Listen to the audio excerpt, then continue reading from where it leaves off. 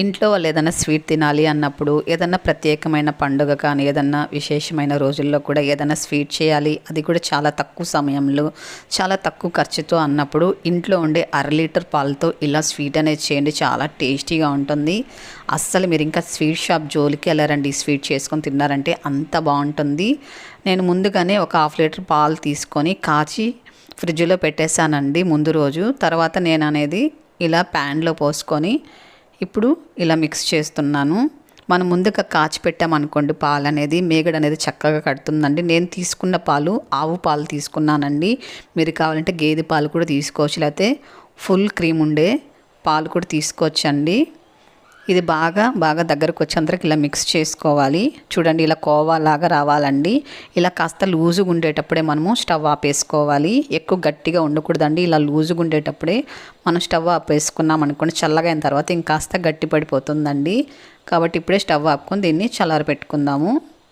చూడండి, చల్లారిన తర్వాత కాస్త గట్టి పడింది. అలాగే ఇలా కాస్త లూజుగానే ఉండాలండి, ఎక్కువ గట్టిగా ఉండకూడదు. ఇప్పుడు ఇందులో కొద్దిగా ఇలాచి పొడి వేసుకోవాలి. అలాగే వంట సోడా వేసుకోవాలండి. ఇడ్లీకి వేస్తాం కదా మనము, ఇడ్లీ సోడా అంటారు కదా, దాన్ని వేసుకోవాలండి. ఒక 1/2 టీ స్పూన్ వరకు వేసుకోవాలి. మీ దగ్గర బేకింగ్ పౌడర్ ఉంటే కూడా తీసుకోవచ్చండి. అలాగే ఒక 1/2 కప్పు మైదా తీసుకున్నానండి. ఒక 100 గ్రాములు ఉంటుంది మైదా. ఇప్పుడు ఇదంతా కూడా మొత్తం కలిసేలా కలుపుకోవాలండి. ఇప్పుడు ఇందులో కొద్దిగా మనం మైదా వేసుకుంటూ కలుపుకోవాలి. ఎక్కువ వేయకూడదండి, కొద్దిగా వేసుకుంటూ కలుపుకోవాలి. ఇది కాస్త ముద్దలాగా వచ్చేంత వరకు కొద్దిగా మైదా వేసుకొని కలుపుకోండి, ఎక్కువ వేయకండి. ఇలా కాస్త లూజ్గానే ఉండాలి. చూడండి, నేను 100 గ్రాములు తీసుకున్నానండి. 1/2 లీటర్కి 100 గ్రాముల కంటే కూడా తక్కువ మైదా పట్టిందండి. ఇప్పుడు దీనిపైన మూత పెట్టుకొని కాసేపు వదిలేసామంటే ఇంకా కాస్త సాఫ్ట్గా ఉంటుంది. చూడండి, ఇలా మనకు జామున్ పిండి ఎలాగుంటుందో అలాగ వస్తుందండి.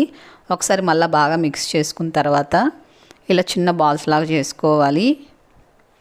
చూడండి, ఇలా చేసుకొని మధ్యలో ఇలా లైట్గా ఇలా హోల్ లాగా చేసుకోవాలి. అన్నీ కూడా ఇలా చేసి పెట్టుకోవాలండి. నేను తీసుకున్న 1/2 లీటర్ పాలకి ఒక 15 వరకు వచ్చాయి. ఇప్పుడు స్టవ్ పైన ఒక ప్యాన్ పెట్టుకొని ఇందులో 1 కప్పు చక్కెర తీసుకోవాలి. 1 కప్పు వాటర్ పోసుకొని, ఇది పాకం ఏం అవసరం లేదండి. మనము 1 కప్పు ఫుల్గా చక్కెర, 1 కప్పు వాటర్ వేసుకుంటే కరెక్ట్గా సరిపోతుందండి. పాకం అవసరం లేదు. ఇందులో ఇలాచి పొడి అవసరం లేదండి, మనము పిండిలో వేసాం కాబట్టి ఇలాచి పొడి సరిపోతుంది. స్టవ్ ఆపుకొని దాన్ని పక్కన పెట్టుకొని, టీ కాఫీ ఎంత వేడిగా ఉంటుందో అంత వేడిగా ఆయిల్ అనేది ఉండాలండి. తర్వాత సిమ్లో ఉంచుకోవాలి. ఇప్పుడు ఇందులో మనం చేసి పెట్టుకున్న వీటిని వేసేసుకొని సిమ్లో వదిలేసేయాలండి. చక్కగా అవే పైకి వస్తాయి. మీరు మీడియం ఫ్లేమ్లో కానీ హై ఫ్లేమ్లో పెట్టారంటే వెంటనే వేయంగానే మాడిపోతాయండి. కాబట్టి ఆయిల్ అనేది చాలా తక్కువ హీట్లో ఉండాలి. అలాగే సిమ్లో ఉంచుకొని వీటిని వేసుకొని ఫ్రై చేసుకోవాలండి. చక్కగా అన్నీ కూడా ఇలా బాగా పైకి వస్తాయి. ఇలా పైకి వచ్చిన తర్వాత ఒక్కొక్కటి కూడా ఇలా నెమ్మదిగా తిప్పుకోవాలి. కాస్త కలర్ అనేది చేంజ్ అయిన తర్వాత మీడియం ఫ్లేమ్లో పెట్టుకొని ఫ్రై చేసుకోవాలండి. ఇవి త్వరగా ఫ్రై అయిపోతాయండి. కాబట్టి మీరు సిమ్లో ఉంచుకొని వీటిని ఫ్రై చేసుకుంటే లోపలంతా కూడా చక్కగా కుక్ అవుతుంది. అన్నీ ఇలా ఫ్రై చేసుకొని తీసేసుకున్న తర్వాత పాకం అనేది కాస్త వేడి చేసుకోవాలి. వేడి చేసుకుని మనం ఫ్రై చేసుకుని వీటిని వేసుకొని ఒక 5 నిమిషాల పాటు బాగా ఉడికించుకోవాలండి. మీడియం ఫ్లేమ్లో పెట్టుకొని మీరు మొత్తం కూడా ఒకేసారి కూడా ఫ్రై చేసుకొని వేసుకొని కూడా ఒక 5 నిమిషాల పాటు బాగా ఉడికించారనుకోండి, చక్కగా పాకం పడుతుంది. ఒకవేళ మీరు కొన్ని వేసుకొని ఇలా ఉడికించుకున్నారనుకోండి, పాకం అనేది కాస్త చిక్కపడుతుందండి. అలాంటప్పుడు కొద్దిగా వేడి నీళ్ళు పోసుకొని తర్వాత కూడా మళ్ళీ మీరు ఇవన్నీ కూడా వేసుకొని మరొకసారి ఫ్రై వేసుకొని కూడా ఉడికించుకోవచ్చండి. ఏం ప్రాబ్లం లేదు. అప్పుడైతే పాకం అనేది మనకు అస్సలు మిగలదండి, కరెక్ట్గా సరిపోతుంది. అన్నీ కూడా ఫ్రై చేసుకొని అలాగే కాస్త ఉడికించుకొని ఒక 1 అవర్ పాటు వదిలేసేయాలండి. తర్వాత మనము తీసుకున్నామంటే బాగా ఇలా జ్యూసీగా వస్తాయి.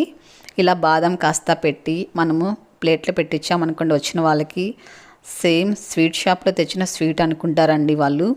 అంత కలర్ఫుల్గా ఉంటుంది. చూడండి ఎంత సాఫ్ట్గా ఉందో, చాలా జ్యూసీగా ఉంటుందండి. తింటుంటే ఎంత కమ్మగా ఉంటుందో తెలుసా. తప్పకుండా ట్రై చేయండి. ఎలాగొచ్చిందో కామెంట్ చేయండి. అలాగే ఈ రెసిపీకి తప్పక లైక్ చేయండి.